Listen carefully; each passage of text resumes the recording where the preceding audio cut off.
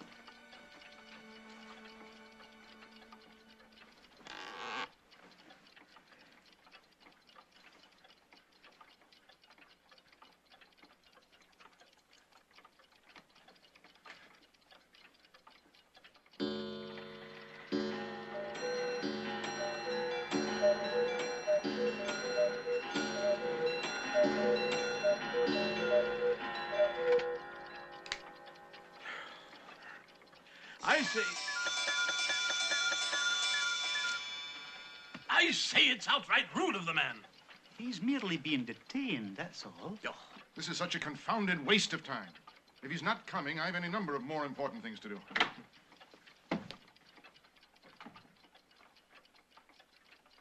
Well, speak up. What is it, woman?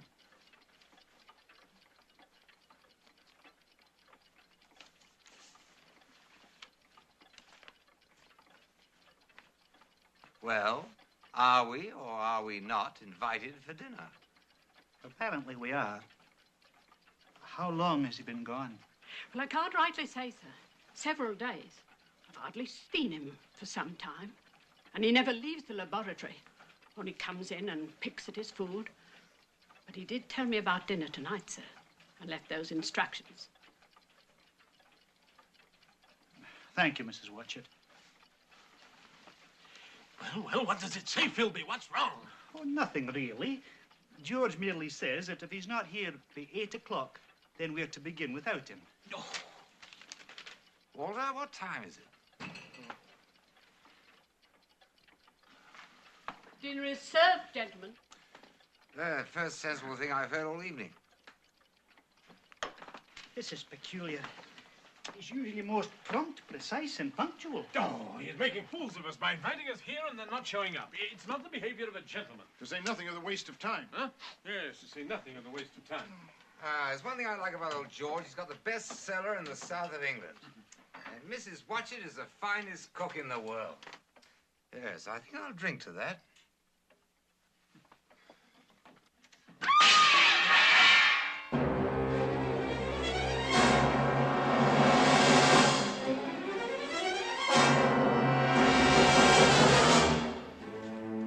Good Lord, what's happened? Some food. A drink.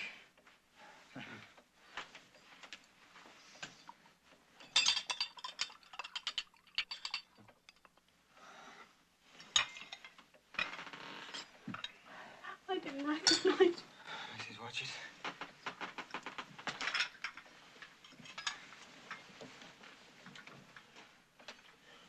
Well, can't you speak, man? What happened to you? Aren't you Leave going him to alone, tell it? can't you? Oh, it's all right. I've got to tell it now, David, while I still remember it. Relax. Try to relax. You've all the time in the world. You're right, David. It's exactly what I have. All the time in the world. Ever since we were together 5 days ago. It's the last day of 1899. There, in that box, rests the result of 2 years' labor. I wanted to finish the job before the new century began. I barely made it. Cheers, gentlemen. Marvelous, old boy. Yes, but what is it? Well, it has to do with time. Oh, I've always maintained what this nation needs is a reliable timepiece. Navy needs one. Army needs one. For the artillery, you know. Well, you couldn't do better, George. So that's why you've been in hiding, eh? That's very clever of you indeed. I don't think George is referring to a new type of timepiece. No, David. When I speak of time, gentlemen, I'm referring to the fourth dimension. Go on, George. Well, the difficulty in explaining the fourth dimension is that it cannot be seen or felt. If you don't mind, George, would you refresh me on the first three dimensions? Oh, really, Filby? Surely they taught you something at school? Suppose you explain it, Doctor. Huh? Oh, certainly. Well, for example, when I move in a straight line, forward or backward, that's one dimension. And when I move to the left or right, two dimensions. And when I move up or down, three dimensions.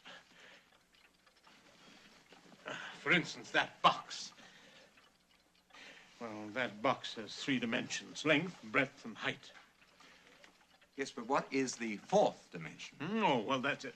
Oh, that's mere theory. No one really knows what the fourth dimension is, or even that it exists. On the contrary, Doctor. The fourth dimension is as real and true a dimension as any of the other three. In fact, they couldn't exist without it. What do you mean? Well, let's take that box. It has the first three dimensions, as you said. Oh, all right, but what's in that box? I'm coming to that. Let's consider this first. Why is it that we usually ignore the fourth dimension? Because we have no freedom of movement within it. You see, we can move in the other three. Up, down, forward, sideways, backward, as the doctor said. But when it comes to time, we are prisoners. Do you follow me, Bridie? No. George, you've given a most lucid explanation and all that, but I'm afraid I don't quite understand. Walter, look, there are many things in this world you don't understand, aren't there? Yes, quite a number. Well, you don't refuse to believe in them because of that, do you? No, not if I can see the proof with my own eyes. Good, Walter. Gentlemen, all I'm asking you to do now is to witness a demonstration of the possibility of movement within the fourth dimension.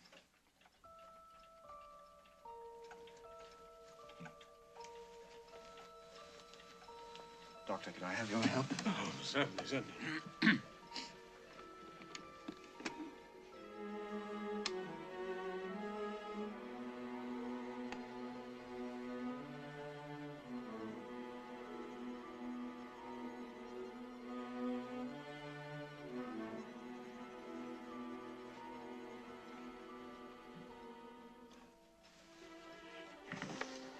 Oh, it's beautiful. Remarkable. Very nice, George. Fascinating. What is it? This is only a small experimental model, of course. To carry a man, a larger edition is needed. To carry a man? Where? Into the past or into the future. This is a time machine. All right, George, now you've had your little joke. Suppose you tell us what this contraption's really for. I've already told you, Doctor. The larger model can be used to carry a passenger on a journey through time. Not through space, mind you, but through time. I say, George, if you're going to start floating about in the future, aren't you going to rather mess things up for the rest of us? No, the future's already there. It's irrevocable and cannot be changed. I wonder. You know, that's the most important question to which I hope to find an answer. Can man control his destiny? Can he change the shape of things to come? Oh, now, look here, George. If you've gone out of your head, I forgive you. But if you've made us waste all this time listening to you talk so much... No, Doctor. You're here as witnesses. To see, not to listen. To see? What? The experiment I am about to perform. First, let me tell you how it works. Here in this compartment, you see the saddle where the time traveler sits. And in front of him are the controls. Wait, let's do this properly.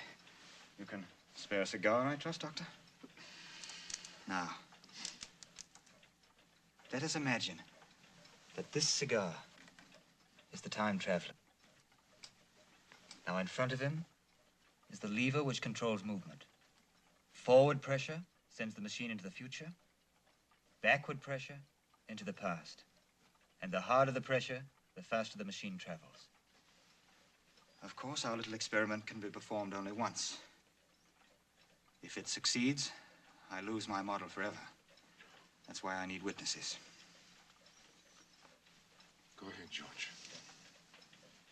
You ready, gentlemen?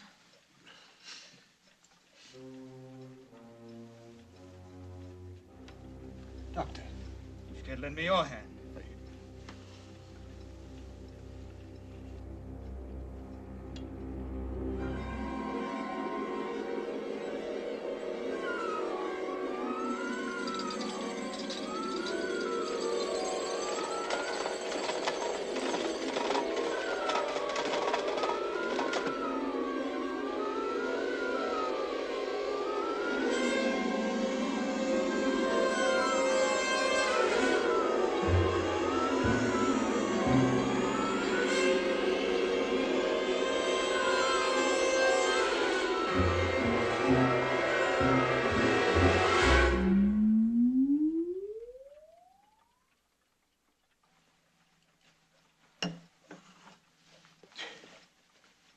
I'll be damned. It worked. But where did it go? Go?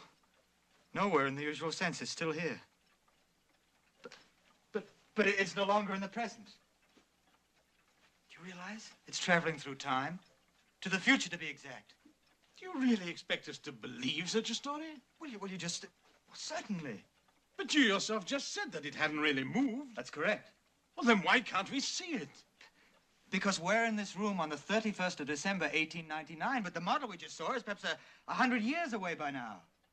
This room, even this whole house, may not be here in 100 years. But the time machine occupies the same space that it did a moment before it went off on its journey. Well, if it's occupying the same space, well, why can't I feel it? You must remember that the space you're putting your hand through is today's space.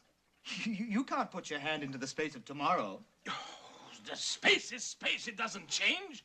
The same space that's here now should be here in 100 or even 1,000 years. No, Philip. Time changes space.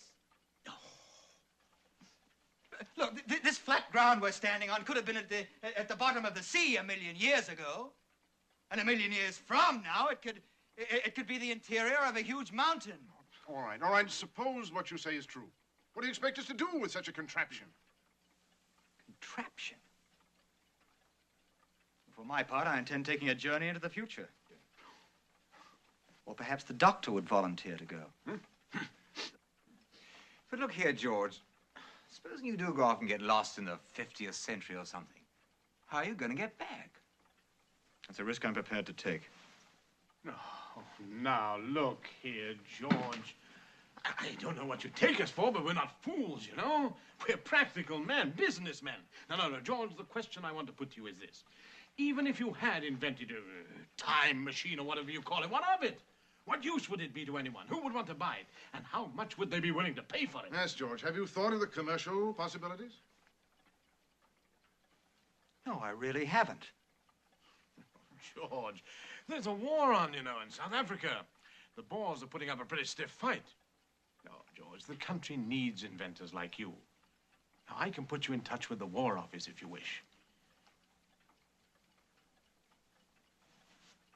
What do you think, David?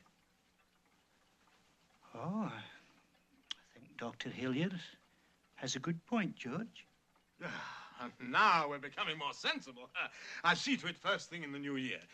Good Lord, it's your time to go, gentlemen. Oh, yes, I'm sure we all have our plans for tonight. Are you all right, George? Yes, I'm all right, Brady. Coming, Bradwell?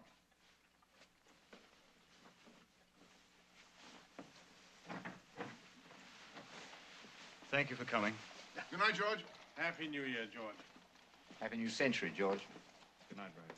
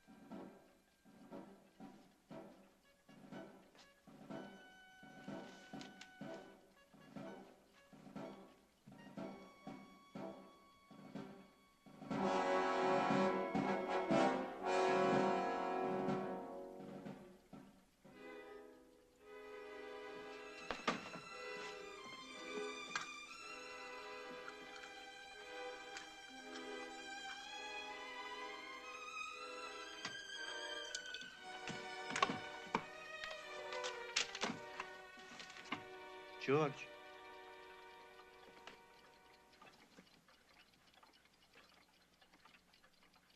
I thought I'd better stay.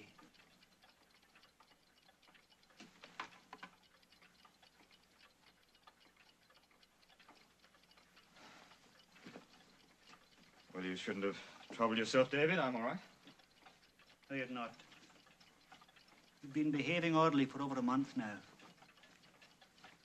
I'm not leaving here until you tell me what's on your mind. Look, David, I appreciate the gesture, but I just want to be left alone, that's all.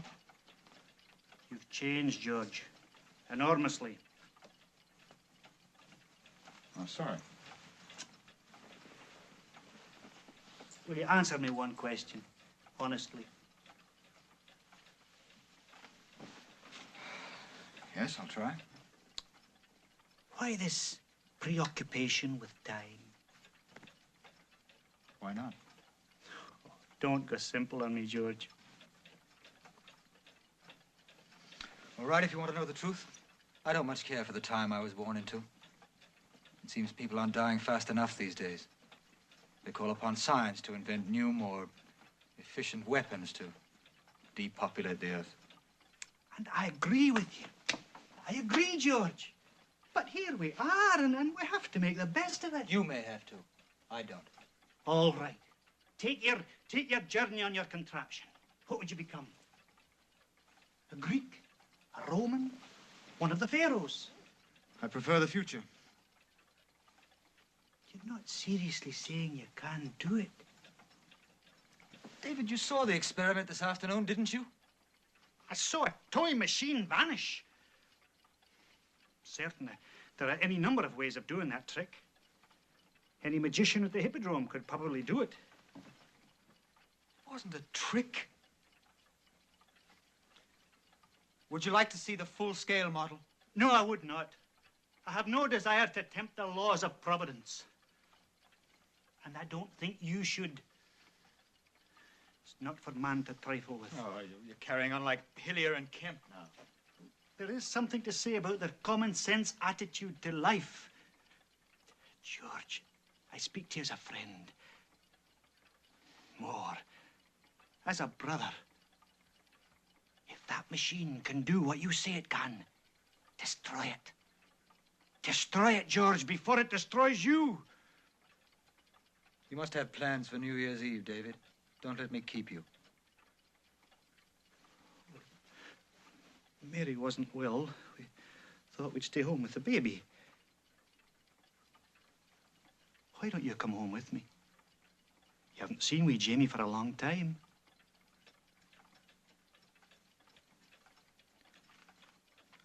I'm sorry I can't, David. What's stopping you? Well, look, I just want to see the old century out by myself, that's all. Have it your way, George.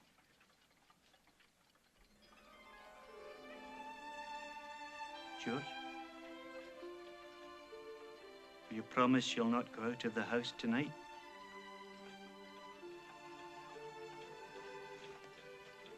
I promise you I won't walk out the door.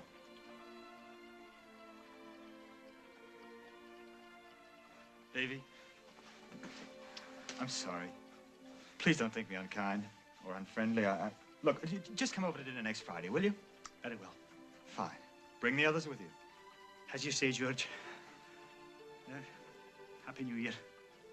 Happy New Year, David.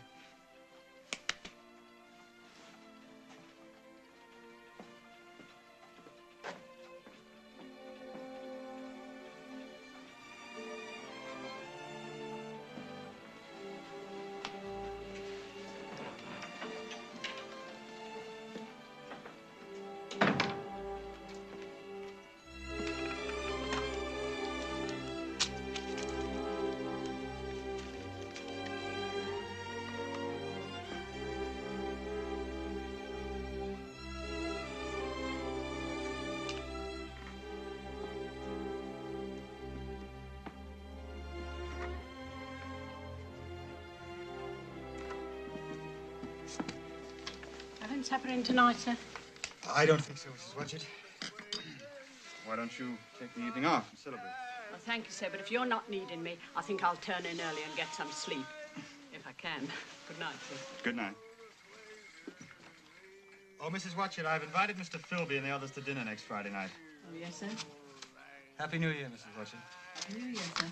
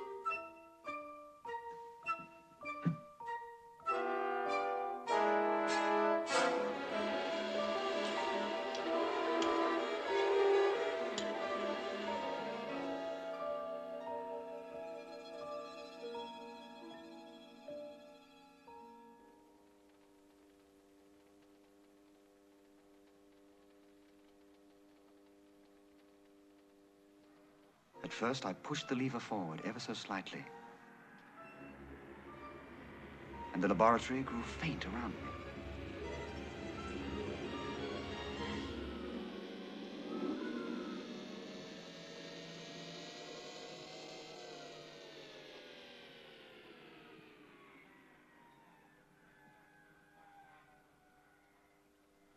I stopped.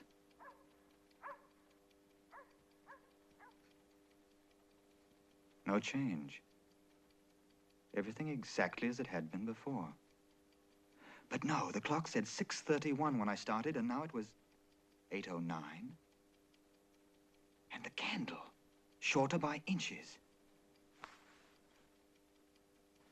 And yet by my watch, which was in the machine with me, only a few seconds had passed.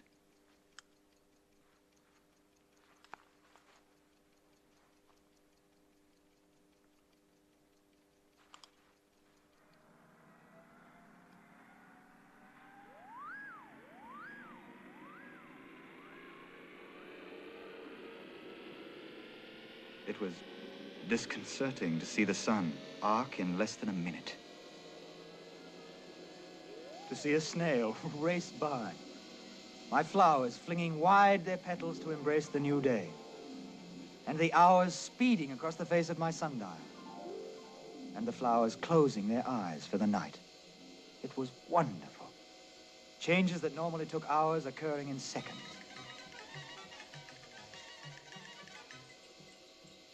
Dear Mrs. Watchett. Always able to tell me what tie to wear, but never able to decide to wear anything more stylish than the type of clothes she has worn all these years. And as yet I was traveling very slowly. What if I went faster?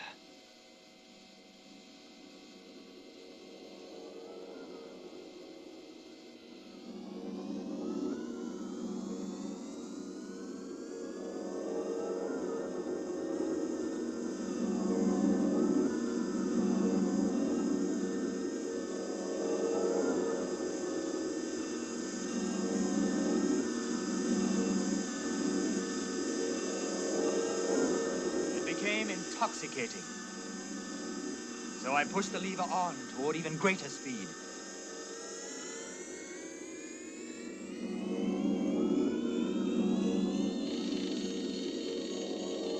As I went along, I gained experience in handling the machine.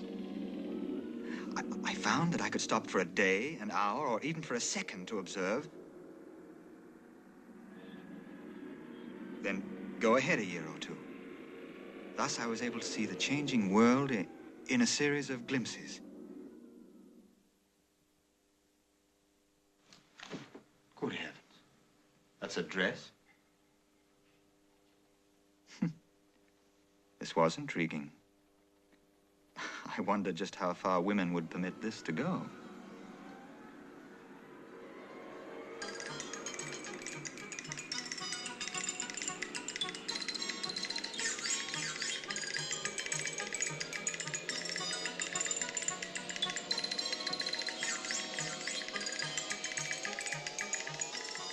I began to grow very fond of that mannequin.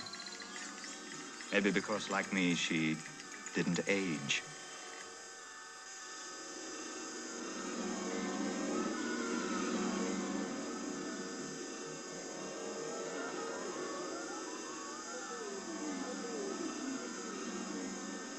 "13 years had passed. 14, 15, 16. And then suddenly the light was gone. What had happened?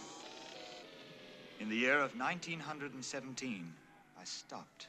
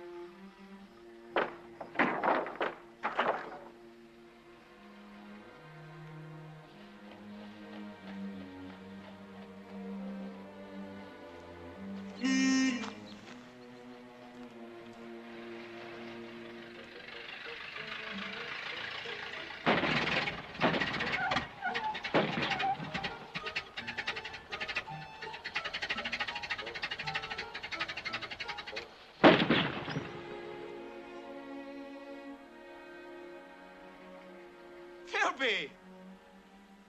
Well, what are you doing? Going to a masquerade party? You look rather silly without your mustache, old man. Were you addressing me, sir? Filby, it's George. Well, I must say, I expected a little more enthusiastic a greeting. I think you're confusing me with my father, sir. Yes, there was quite a resemblance. I'm James Filby. Was? Were you a friend of father's? Yes, sir. Yes, I've been away. He was killed in the war. A year ago. Oh. Oh, I'm so sorry. What about the gentleman across the street? Oh, him. The inventor chap. He disappeared around the turn of the century. Look here, if you're interested in that house, sir, I'm afraid you can't buy it. Can't even get inside. Why is that? Well, my father was executor of the inventor's estate, and father just refused to liquidate it. I often chided him on that account, but he felt positive the owner would return someday. People hereabouts think it's haunted, but... Who are you, sir? Just a stranger who once knew your father. Have you been at the front? Front? What front? Why, the war, of course. What war?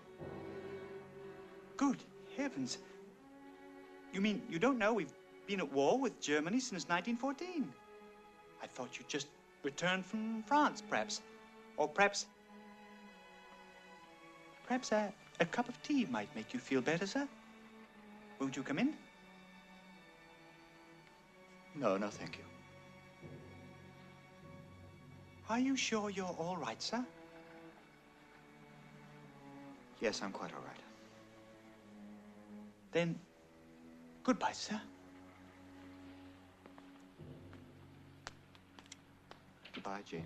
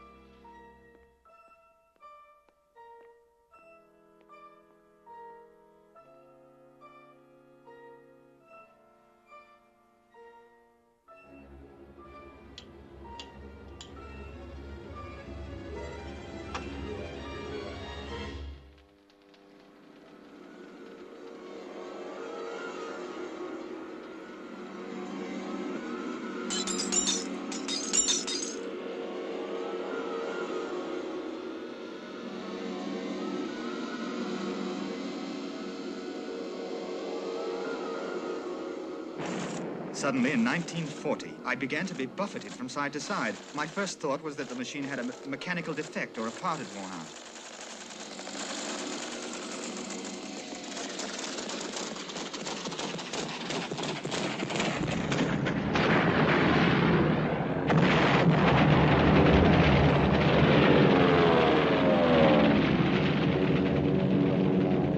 The last time I had stopped was in 1917, 23 years ago. And the war with Germany was still waging. Now in the air with flying machines.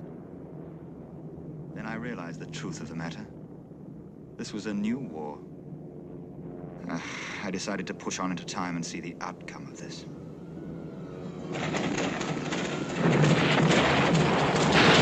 Then my house was hit. The flames shot up into the sky and my home was gone in an instant.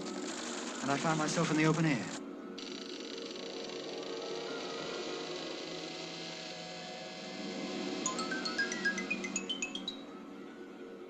The years rolled by.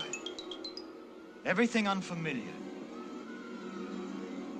Except the smile of my never-aging friend.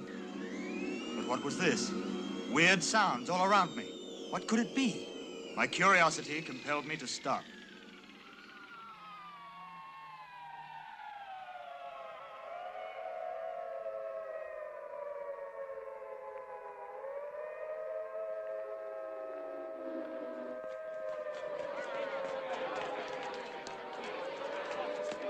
At first, I wondered if my machine and I were the cause of the panic. Well, I was soon to find out that we weren't. Keep it moving here. Shove it on.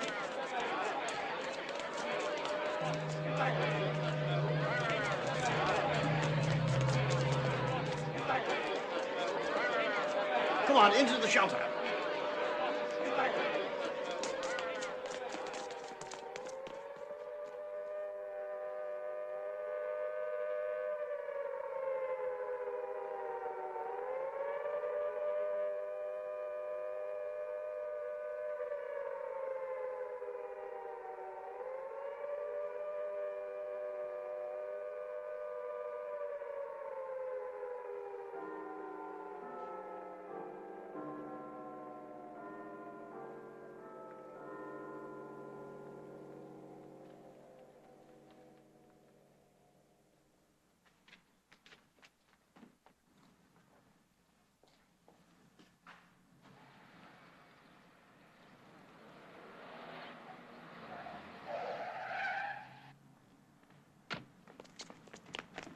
Come on, young man, come on, come on. Filby? The name is Mr. Filby, and didn't you hear the air raid siren? What, you mean the horrible screeching? It wasn't constructed for its aesthetic value, young man, but to warn silly young fools like you to get into the shelter. Now, come along, come along. But I'm perfectly comfortable here, Mr. Filby. I've got to talk to somebody. This is fantastic. Your store is magnificent. The splendid achievements, the gigantic strides that mankind has Come taken. along, young man, come along, come along. We'd better hurry or the mushrooms will be sprouting. Mushrooms? You look familiar. Haven't we met somewhere before? Indeed we have, Mr. Filby. Right there. Many years ago. I was sure of that, but the exact time escapes me. It was 2 wars ago. 1917. Now I recall the chap who inquired about my father and the house that used to stand across the way. Oh, no, that's impossible. You haven't changed. You're not a day older. And your clothes. Don't worry, Filby. It'll take a little time to explain, but you see... That's the last alert. Hurry, hurry. No, but listen, this is important. Look. Atomic satellite zeroing in. That's important. Come on, come on, come on. I've got to talk to Come you. on. Filby? Filby! Hurry, hide till you're all clear. But Filby, I've got to talk to you.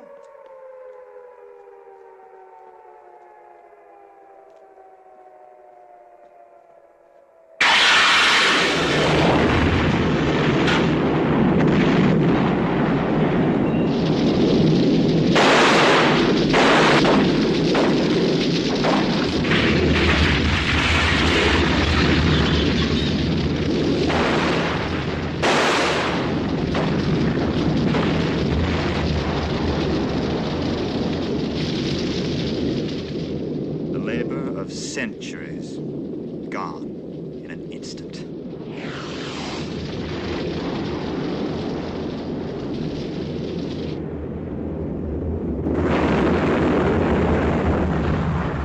But then Mother Earth, aroused by man's violence, responded with volcanic violence of her own.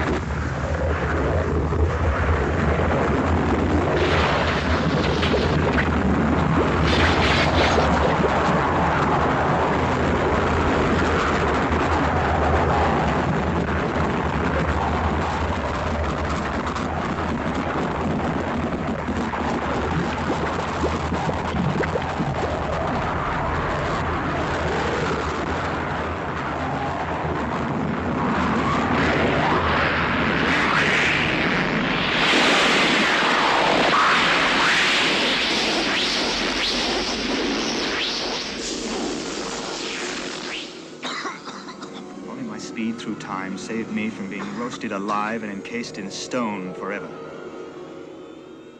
The molten rock cooled.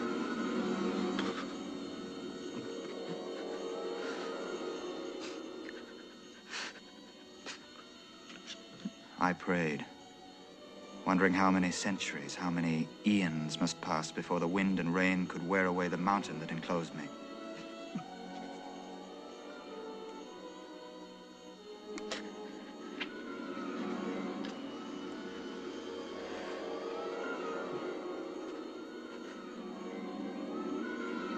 Darkness.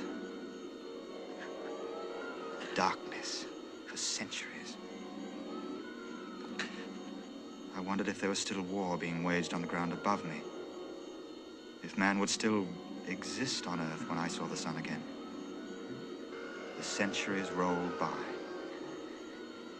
I put my trust in time and waited for the rock to wear down around me. I was free again.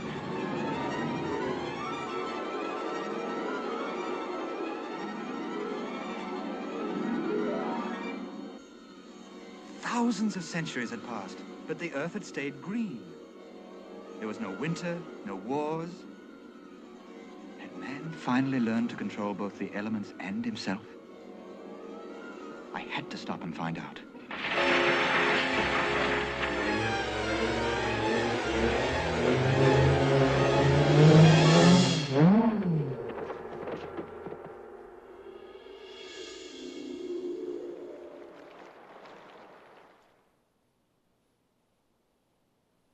But I'd stopped too fast.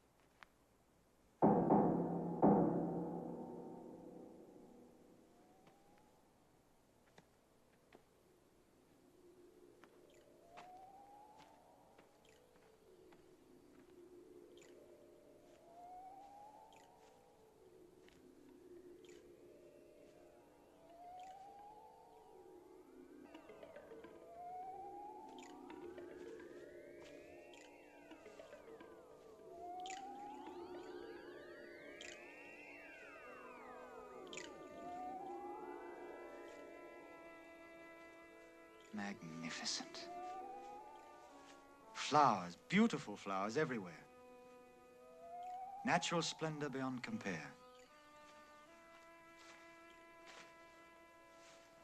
The whole landscape, one vast garden without any sign of weeds or briars. Trees and vines laden with fruit of strange shapes and colors. Nature tamed completely, and more bountiful than ever before. At last I'd found a paradise. But it would be no paradise if it belonged to me alone.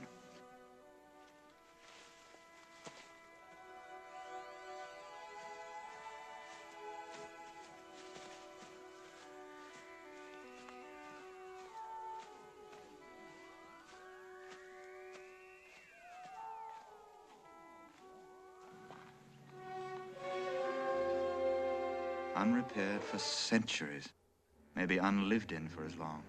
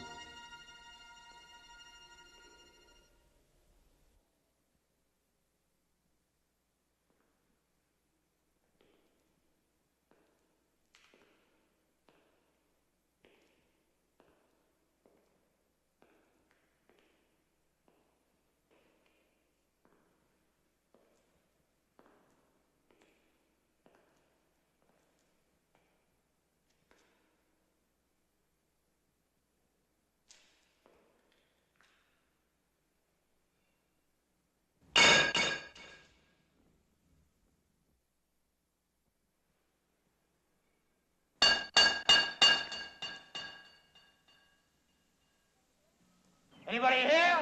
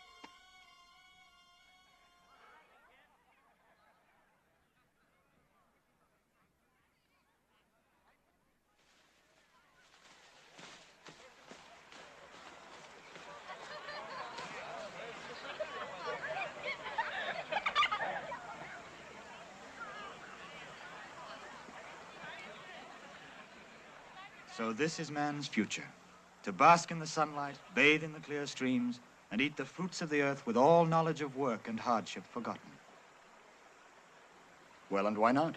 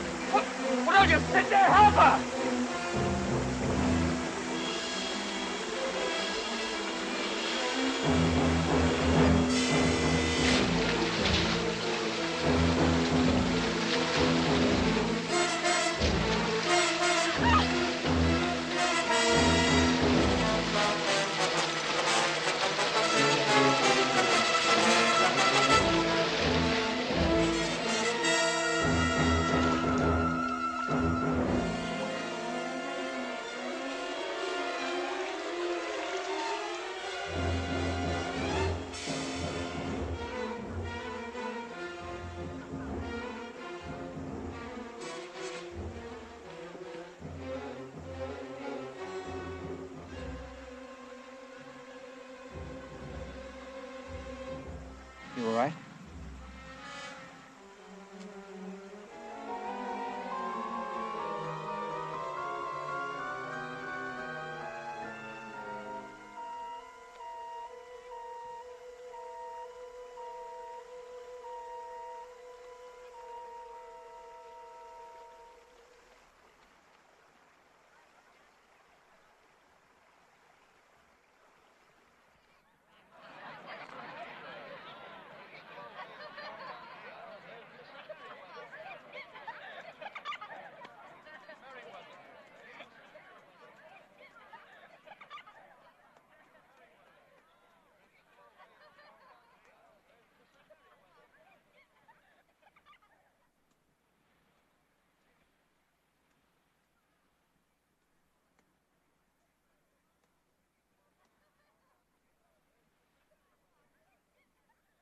Thank you. Why did you? Why did I what? come after me? Sit down.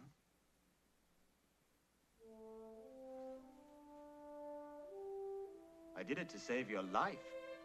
That doesn't seem to mean much to you or anybody else around here. It doesn't. Do you realize there are about 20 of your friends watching you drown? Not one of them so much as lifted a finger to save you. It's a very curious attitude. Very curious world. Aren't you the least bit interested in who I am? Where I come from? Should I be?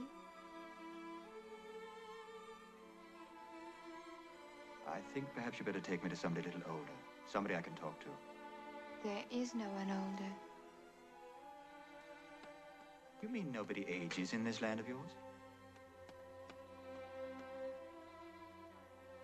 Well, what's your name? Rina? Weena. How do you spell it? Spell? Spell right. Can't you write? There. Weena. What are your people called? Eloy. Eloy.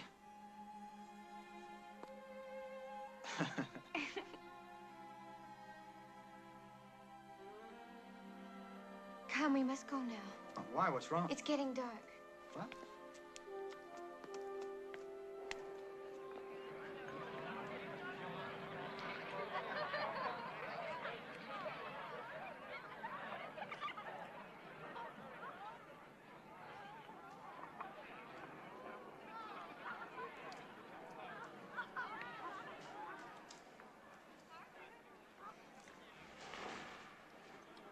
Hello? I don't mind telling you, I'm quite hungry. I've come a long, long way.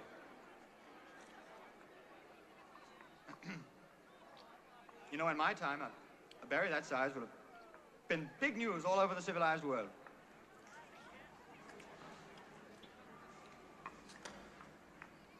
Excuse me, sir? Sir? Perhaps curiosity has died, perhaps even courtesy has died, but I have come a long way, and I would like to know a few things. Why?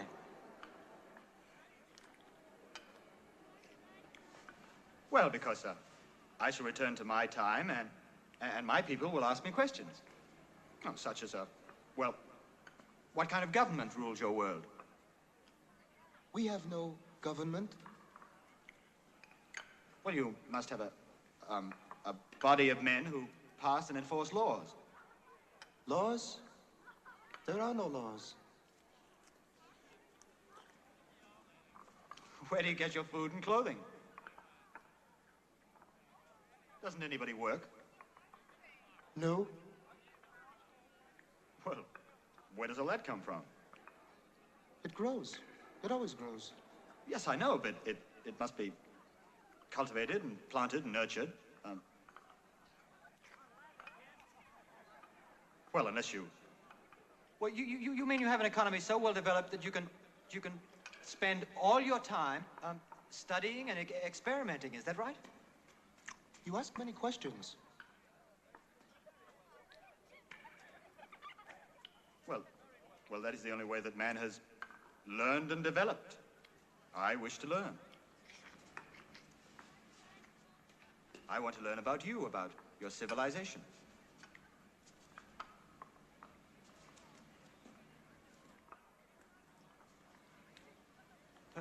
Perhaps you... Do you have books? Books? Yes, we have books. Oh, wonderful. I can learn all I want about you from books. Books will tell me what I want to know.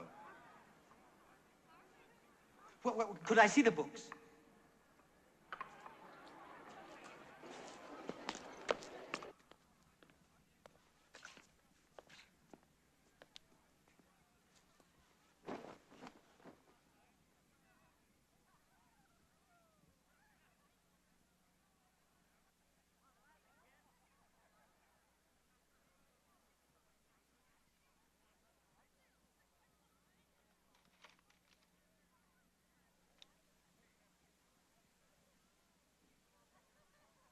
Yes, they do tell me all about you.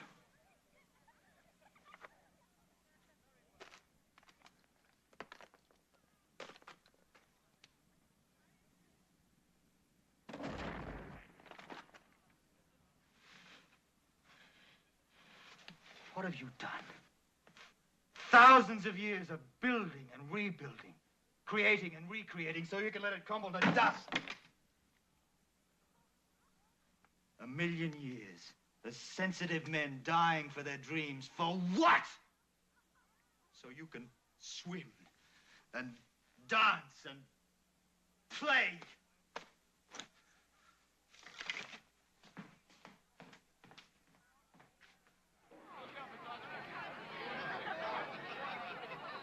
You! All of you! I'm going back to my own time. I won't even bother to tell of the useless struggle, the hopeless future. But at least I can die among men.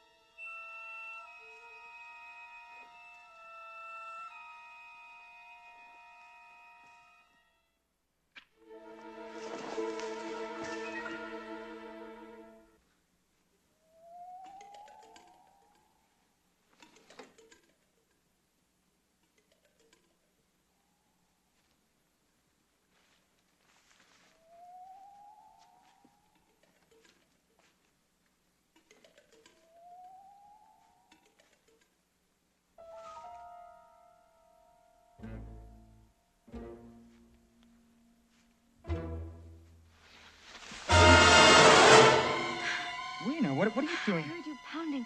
I came to warn you. Weena, how do you open that panel? No one opens it. Only the Morlocks. The Morlocks? Well, who are the Morlocks?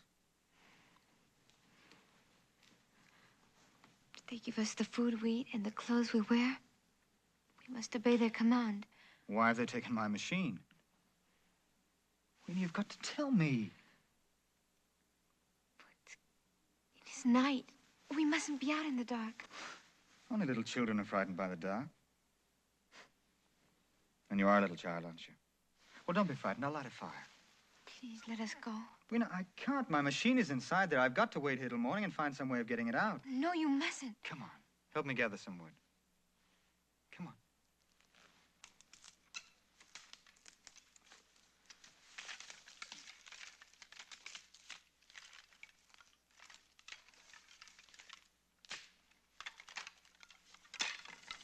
That's the girl.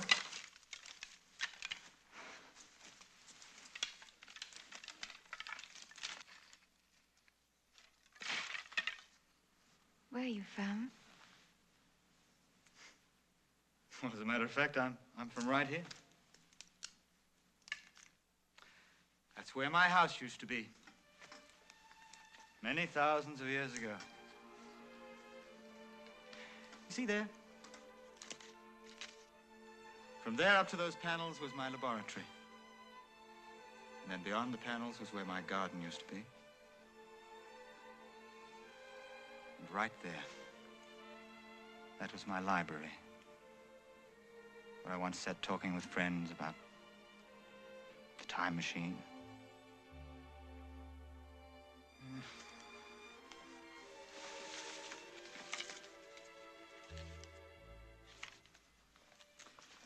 You know, Weena, I'd hoped to learn such a great deal. I'd hoped to take back the knowledge and the advancement that mankind had made. And instead, I find vegetables. The human race reduced to living vegetables.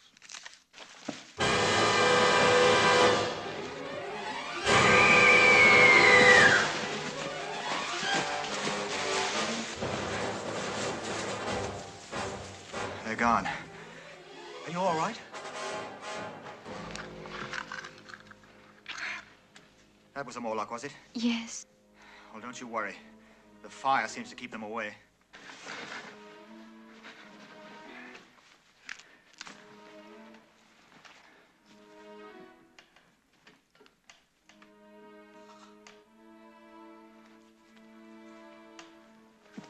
What are you doing? Why did you put your hand in the fire? I never saw it before.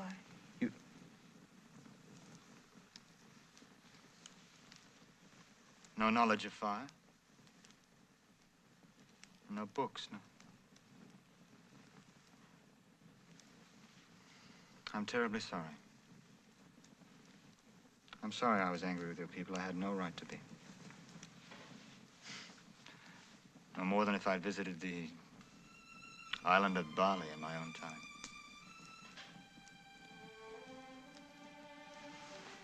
But you know, Weena, you were safe inside your great house, and yet you came out into the night to warn me. The one characteristic which distinguished man from the animal kingdom was the spirit of self-sacrifice. And you have that quality. I think all your people have it, really. It just needs someone to reawaken it. I should like to try, if you let me. Will you? I do not understand you, but I believe you. It's as good a start as any. Now, try to tell me, the Morlocks, who or what are the Morlocks? Are they animals or people? Well, what about yourself?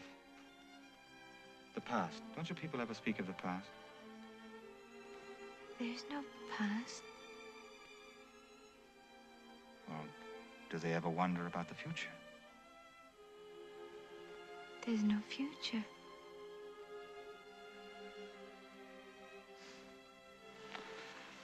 Well, the past, man's past, is mainly a grim struggle for survival.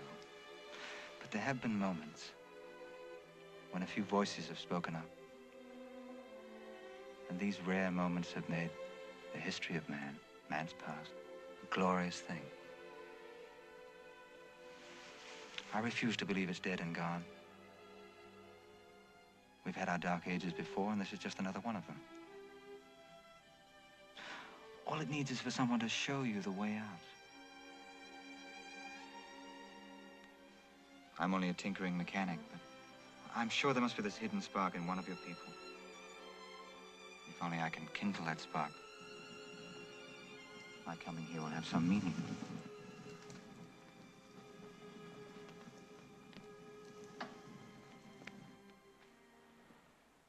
My efforts next morning to open the panel were fruitless.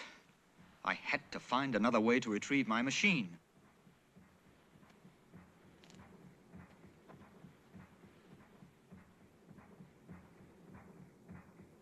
Listen.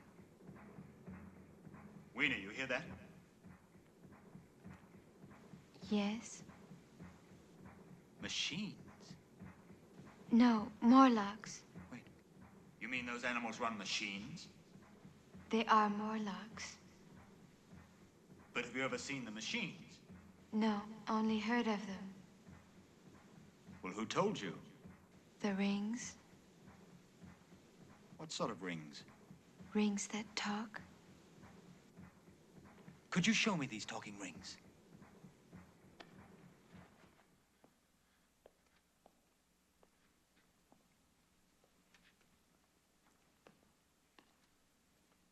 Come this way.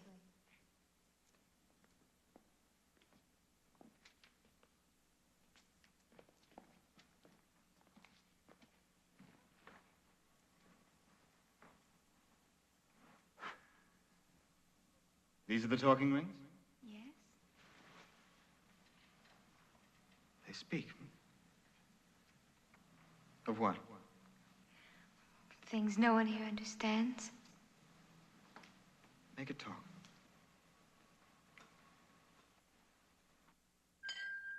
The war between the East and West, which is now in its 326th year, has at last come to an end. There is nothing left to fight with, and few of us left to fight. The atmosphere has become so polluted with deadly germs that it can no longer be breathed. There is no place on this planet that is immune. The last surviving factory for the manufacture of oxygen has been destroyed.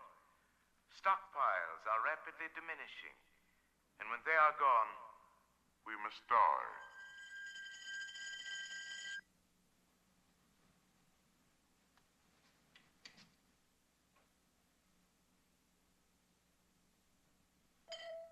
My name is of no consequence. The important thing you should know is that I am the last who remembers how each of us, man and woman, made his own decision. Some chose to take refuge in the great caverns and find a new way of life far below the Earth's surface. The rest of us decided to take our chances in the sunlight, small as those chances might be. From the talking rings, I learned how the human race divided itself and how the world of the Eloi and the Morlocks began.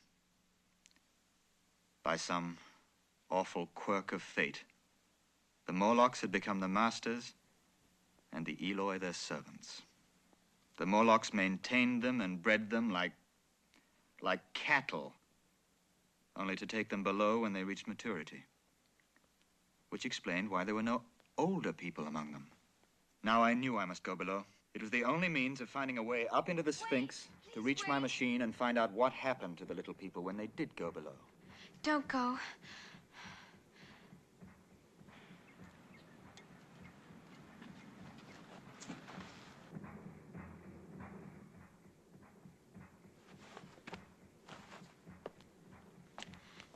You won't come back. I'll be back.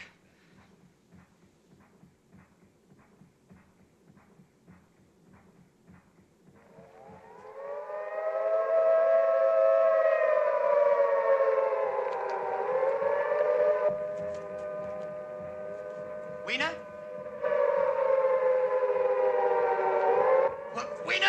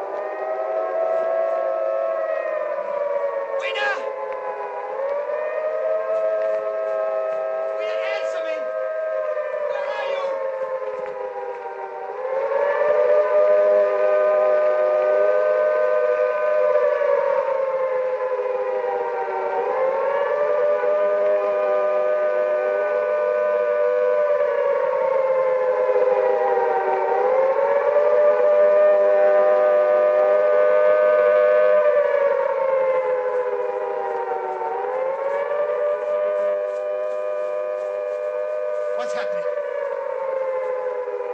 What's happening? What's the matter with you all? What?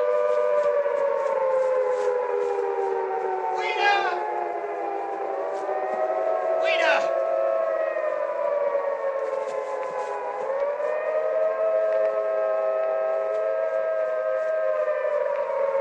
Weena! Weena, stop!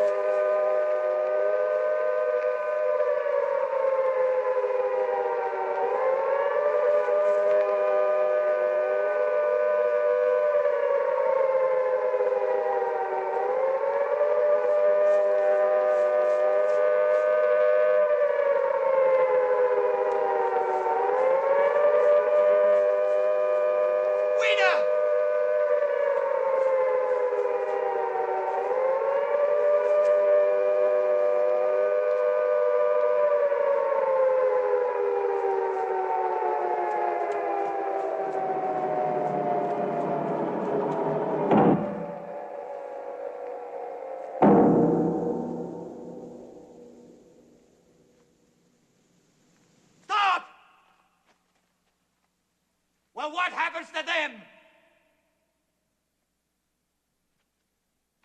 Don't stand there like fatted cattle. Will you answer me?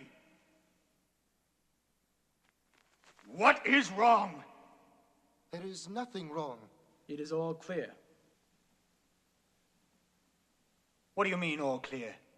All clear. The middle 1900s, the falling bombs, the people calling out, all clear. No, that's gone, that's past. There are no more flying machines, no more bombs, no more wars. The rings have told us that story. But you didn't listen. You didn't learn anything. It was ages ago that men were taught to hide below the ground when the sirens blew, to run from the raining death, but it's over. Those men are dead. The men who slaughtered them are dead. But there is nothing to fear. It is all clear. What about the ones who went below? How do you think they're gonna come back? They never come back. Nobody can bring them back. You can try. You can try. Won't even one of you try? Well, I'll try.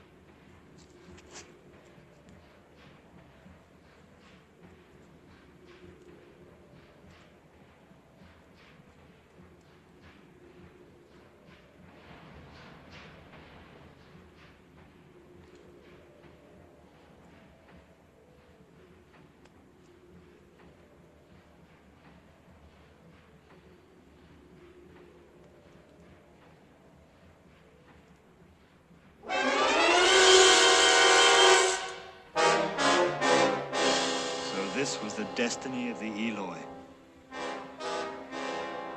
They were being bred by the Morlocks, who had degenerated into the lowest form of human life, cannibalism.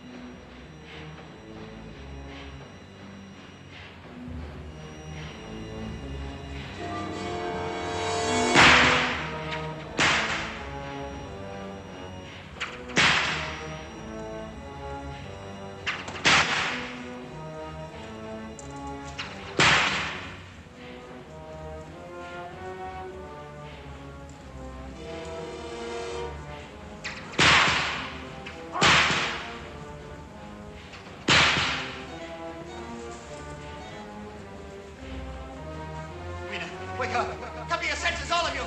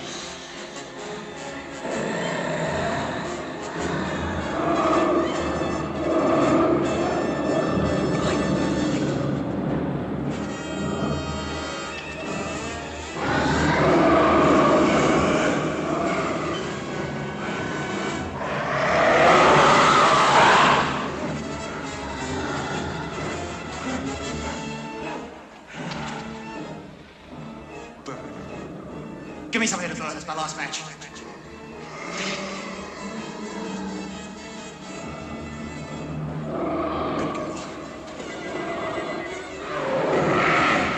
Get up the stairs! That's the way out! Quickly!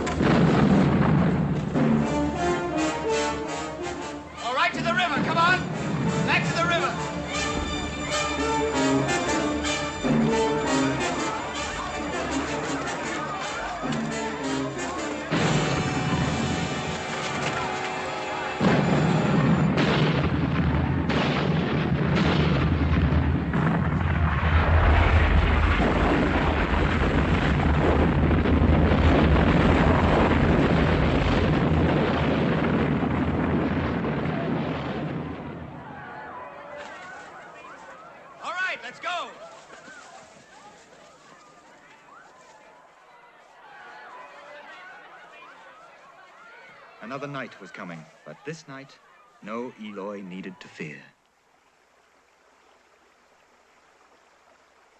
The underworld of the Morlocks was gone, and so was the life of leisure for the Eloy. But then what of me? I was imprisoned in a world in which I just did not belong. Are you sorry? Sorry? Sorry for what? That you have to stay? Yes. I'm sorry because I could tell so much to the people of my time, Weena. I could let them know about the sorrow and the happiness that the future has in store for them. Maybe they could learn from it. Or could they? You don't want to stay, do you? Oh, it isn't that. Just that I don't really fit here, any more than you would in my time. I would love to see your time. You wouldn't be very happy there. Do you have someone there? Someone like me? No, no one like you. I have friends, of course, friends who'll miss me. As a matter of fact, I'm probably late already. Women? No. As a matter of fact, there is one woman. But she looks after my house for me, and she's 62 years old and all wrinkled and nothing like you.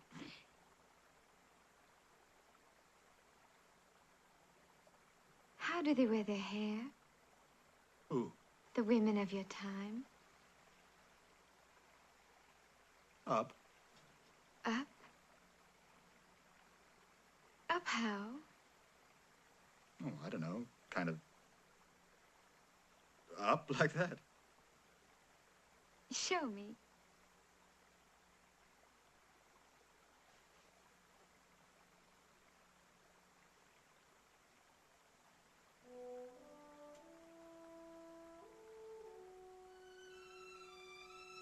Would I be pretty? Yes, you would. Very pretty. Oh, Weena. I wish we could go back to my time. Or even to the time before that when the world was young. We could be very happy. Look! Look!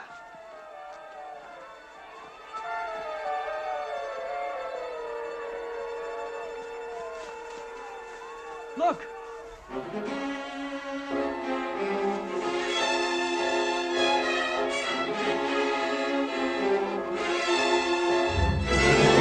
The machine! Come on, Weena!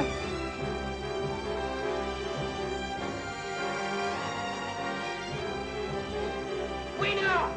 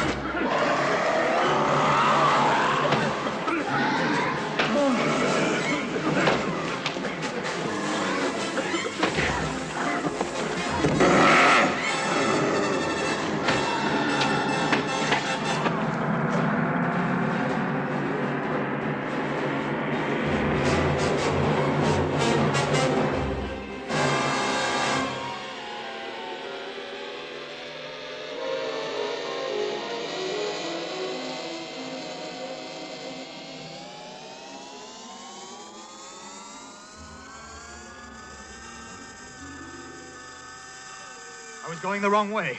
Back. Back. I had to go back.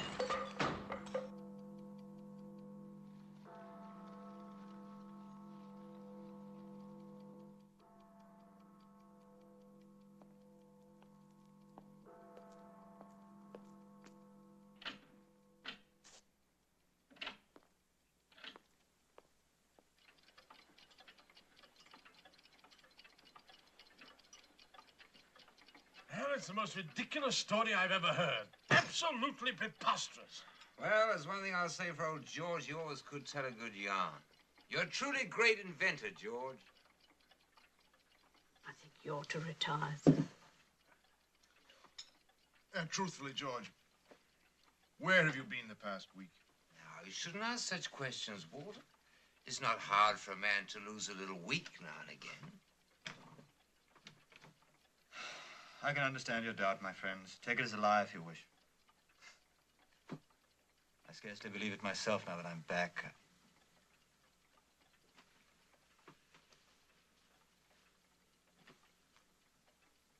David, there's the flower Weena gave me. David, a present for you. You were always interested in botany. Try and match that with any species known today.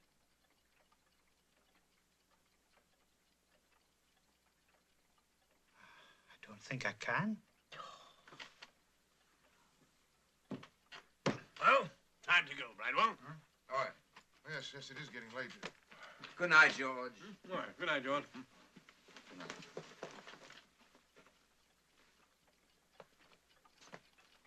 You look exhausted, George. You really should get some rest.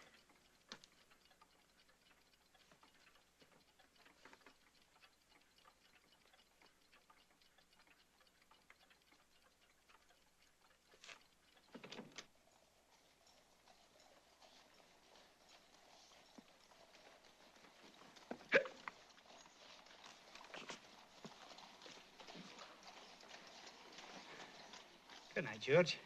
It's grand having you back. Goodbye, David.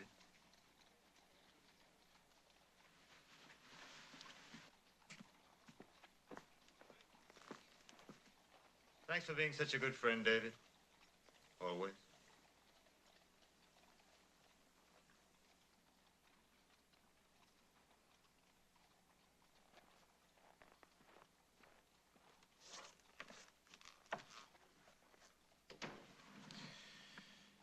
What do you think, Filby? One thing is certain. That flower couldn't possibly have bloomed in the wintertime. You don't really believe that story's true, do you? Good night. Go on, driver.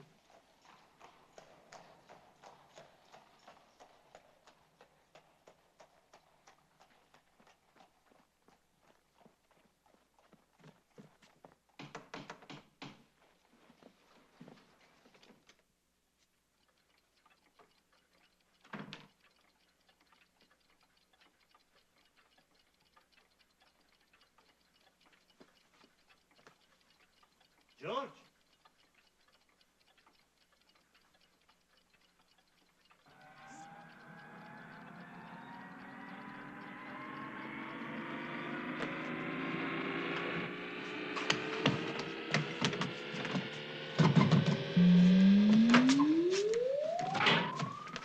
Mr. Filby, what? He's gone. Why, look.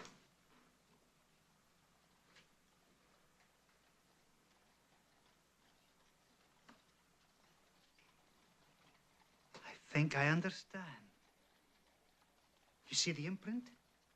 This is where the time machine originally stood, but the Moorlocks moved it.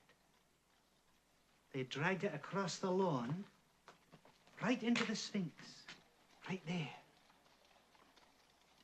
And Weena was standing here when he last saw her, right here, the same space, in a different time. So he dragged his heavy machine back in here, scratching the floor, so that he could appear outside the Sphinx again and help the Eloi build a new world. Build a new world for himself. Right where he left her.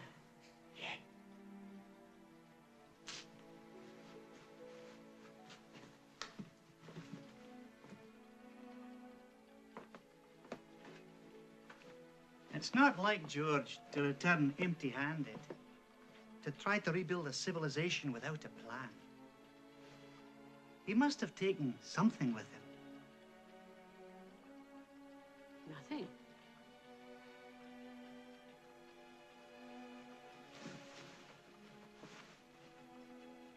Except 3 books. Which 3 books? I don't know. Is it important? Oh, I suppose not. Only, which 3 books would you have taken?